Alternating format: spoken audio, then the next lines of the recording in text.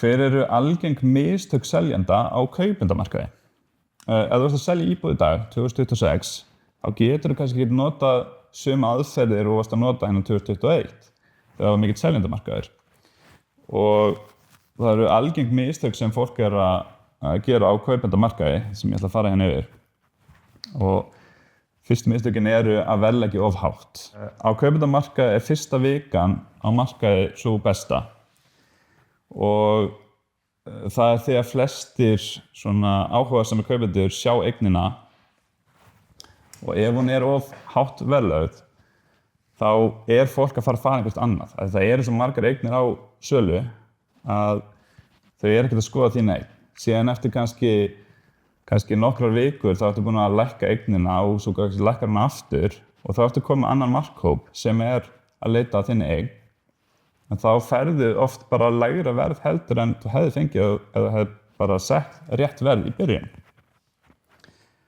Síðan að vera með lélegar myndir. Það mjög mikilvægt í dag að vera með góðar myndir.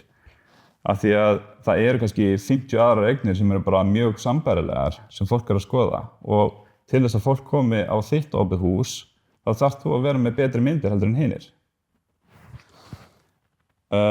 Síðan of mikið að dóti að persónulegum munum í þínu heimili þegar þú ert að sýna það.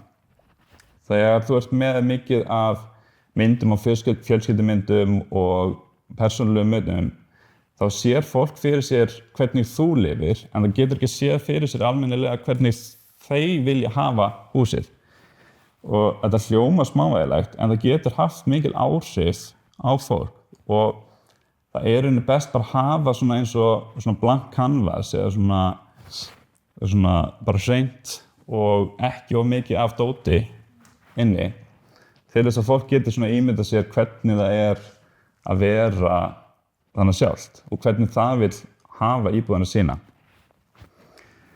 En ef þú ert með einhverjar spurningar varðandi fasteignamarkaðinn, þá máttu hafa samband á steingrumur@húsgjöld.is eða hafa samband á samfélagsmiðlunum.